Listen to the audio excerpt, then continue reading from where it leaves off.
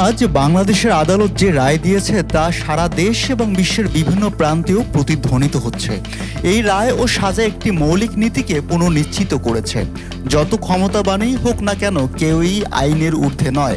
মানবতা বিরোধী অপরাধের মামলায় শেখ হাসিনা ও আসাদুজ্জামান খান কামালের মৃত্যুদণ্ড রায়ের পর অন্তর্বর্তী সরকারের প্রধান উপদেষ্টা অধ্যাপক ডক্টর মোহাম্মদ ইউনূস একথা বলেছেন। সোমবার 17 নভেম্বর রাতে প্রধান উপদেষ্টার প্রেস উইংয়ের পাঠানো এক বিবৃতিতে এসব কথা বলা হয়েছে।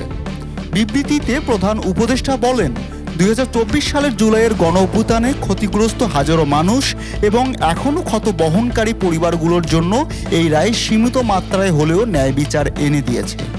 ডক্টর ইউনূস জানান, প্রায় 1400 প্রাণহানির পেছনে নিরস্ত্র তরুণ শিক্ষার্থীদের উপর প্রাণঘাতী বল প্রয়োগ করা হয়েছিল, যা রাষ্ট্র নাগরিক বিশ্বাসের মৌলিক ভিত্তিকে আঘাত করেছে।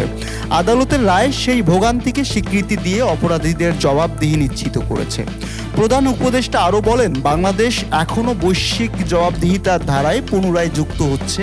সামনের পথ চলায় শুধু আইনি জবাবদিহিতা নয়, রাষ্ট্রীয় প্রতিষ্ঠান ও নাগরিকদের মধ্যে আস্থা পুনর্গঠনও জরুরি।